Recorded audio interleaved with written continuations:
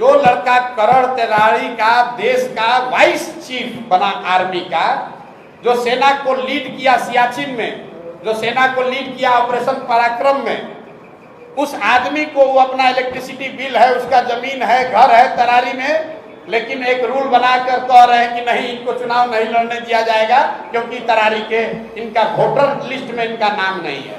Voter list में नाम जुड़वाने के लिए फॉर्म 8 भरा गया है। आप व्यवस्था के सामने खड़े होइएगा तो जो वहाँ बालू माफिया है, जो हजारों करोड़ रुपया लूट रहा है, वो इतना आसानी से थोड़ी छोड़ेगा। लेकिन जमसुराज भी पीछे हटने वाला नहीं है। जनरल साहब वहाँ खड़े हैं, ये नहीं कहेंगे कि हमारा नामांकन कैंसिल हो गया। आप बताइए किसकी गलती है? कौन चुनाव लड़ेगा? वहाँ का बाहुबली का लड़का कौन चुनाव लड़ेगा जो वहाँ जातीय हिंसा में लगा हुआ है? नमस्कार, आप लाइव बिहार देख रहे हैं। मैं हूं राजमोहन तिवारी।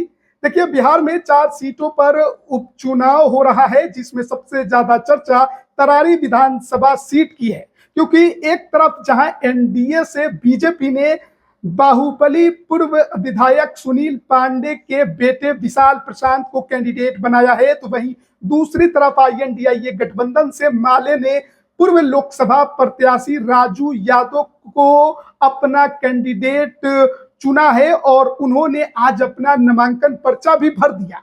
लेकिन इन दोनों की लड़ाई को त्रिकोणीय बनाने की कोशिश प्रशांत किशोर की जनसुराज ने किया था। सबसे पहले तरारी में कैंडिडेट की घोषणा प्रशांत किशोर के जनसुराज के तरफ से की गई थी, लेकिन अब जनसुराज के सामने एक बड़ी समस्या खड़ी हो गई है।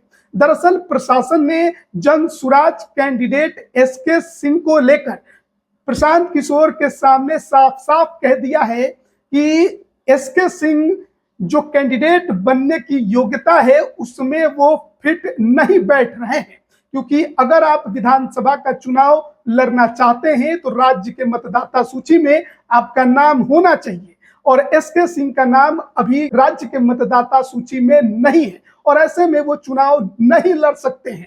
प्रशासन ने ये बड़ी समस्या प्रशांत किशोर के सामने रख दी है, और अब इसको लेकर कयास लग रहे हैं कि प्रशांत किशोर को अपना कैंडिडेट बदलना पड़ सकता है।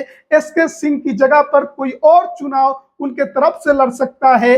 अब प्रशांत किशोर क्या करेंगे, इसको लेकर जब प्रशांत किशोर से सवाल किया गया और पूछा गया कि आप इस पर क्या अपनी प्रतिक्रिया देते हैं, आपको क्या लगता है, तो उन्होंने सीधे सीधे षड्यंत्र की बात कह दी है। और प्रशांत किशोर इस पूरे मामले को लेकर क्या कुछ कह रहे हैं वो पहले आप सुनिए। तरारी में लेफ्टिनेंट जनरल SK सिंह जो सेना में वाइस चीफ रहे हैं, उनके इलेक्टोरल रोल के नाम को लेकर जिला प्रशासन ने बात उठाई है।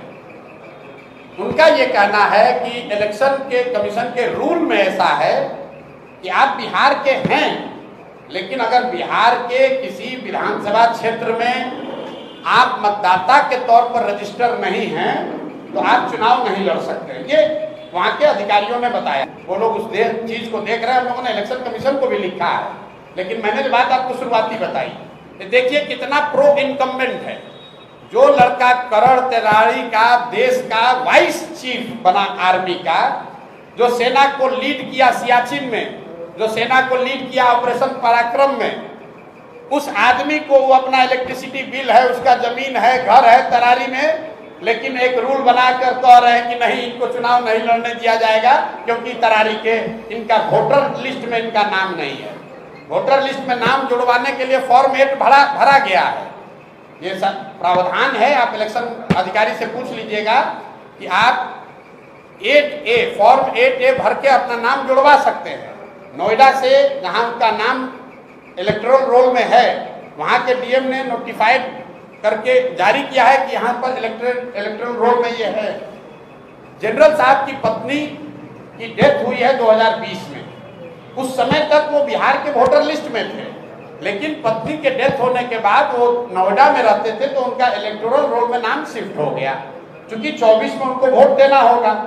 अब इसी को आधार बनाकर जिला प्रशासन या इलेक्शन के लोग उनको लड़ने से रोकना चाहते हैं। उसको देखा जाएगा, लेकिन इस तरह की चीज तो लोकतंत्र में आती ही रहेगी। आप व्यवस्था के सामने खड़े होइएगा तो जो वहाँ बालू माफिया है, जो हजारों करोड़ रुपया लूट रहा है, वो इतना आसानी से थोड़ी छोड़ेगा। लेकिन जन भी पीछे हटने वाला नहीं है। जनरल साहब वहां खड़े हैं, प्रशांत किशोर यहाँ नहीं लड़ रहे हैं, लेकिन प्रशांत किशोर का कोई भाई कोई सिपाही लड़ेगा और यहाँ पर राजनीतिक जमींदारी जिन लोगों का है उनका बोरिया बिस्तर समेटेंगे। उसी तरीके से तरारी से देश का इतना बड़ा जनरल बिहार का लड़का वहां से भूमि और बालू माफियाओं को उखाड़ कर फेंकेंगे ही फेंकेंगे। अगर उनको नहीं लड़ने दिया तो कोई वहां तरारी का लड़का लड़ेगा, लेकिन लड़ेगा जरूर। हम लोग पीछे नहीं हटेंगे, ये नहीं कहेंगे कि हमारा नामांकन कैंसिल हो गया। हम लोग लगे हुए हैं। कल या परसों तक निर्णय इलेक्शन कमीशन दिल्ली को देना है कि उनको लड़ने की अनुमति दी जाएगी कि नहीं।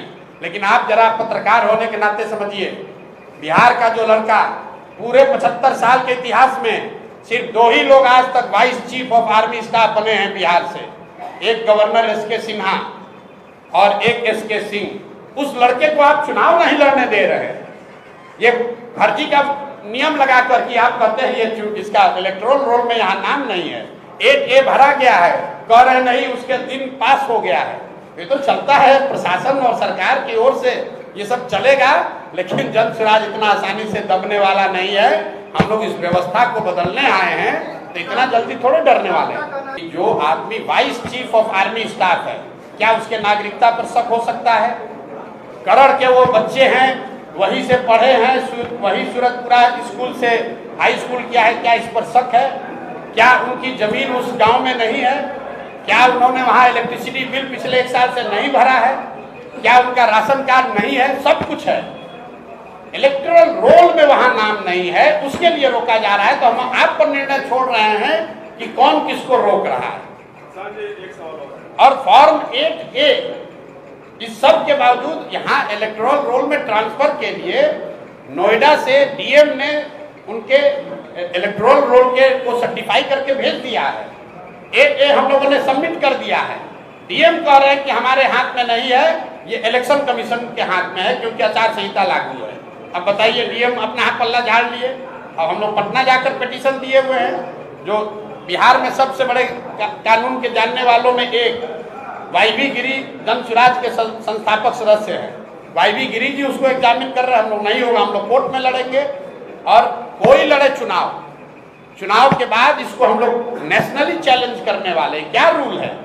बिहार का कोई लड़का सेना का है, काम कर रहा है सियाचिन में, आप उसको यहाँ चुनाव नहीं लड़ने दीजिएगा? भाई कोई सियाचिन में एक सिपाही होता है, ये सियाचिन में इस आदमी ने ब्रिगेड को लीड किया है। सियाचिन में जो कमांडर होता है सेना का, वो सबसे प्रतिष्ठित पद है। उस पद को जिस बिहार के लड़के ने लीड किया है, उसको आप कह रहे हैं चुनाव नहीं लड़ने देंगे, तो किसकी गलती है? आप बताइए, आप बताइए किसकी गलती है? कौन चुनाव लड़ेगा? वहां का बाहुबली का लड़का कौन चुनाव लड़ेगा जो वहां जातीय हिंसा में लगा हुआ है? तो ये तो इसीलिए तो जनसुराज है, ताकि तभी तो लोगों का आंख खुलेगा कि किस तरीके से सत्ता पर लोगों ने कब्जा किया हुआ है। तो अभी आपने सुना जनसुराज के सूत्रधार प्रशांत किशोर को किस तरीके से गुस्से में नजर आ रहे हैं। षड्यंत्र की बात सीधे सीधे उन्होंने कह दी। और लेफ्टिनेंट जनरल एसके सिंह जो कि कैंडिडेट बनाए गए हैं तरारी में, उसको लेकर भी उन्होंने क्या कुछ कहा कि एक देश का बेटा कहीं और जाकर देश की सेवा करता है और अपने ही घर में, अपने ही गांव में, अपने ही राज्य में वोटर लिस्ट में उसका नाम आखिरकार कैसे नहीं हो सकता है। अब इसको लेकर उन्होंने जो तमाम प्रक्रिया है उस पर भी जो पूरी बात है वो बताई है।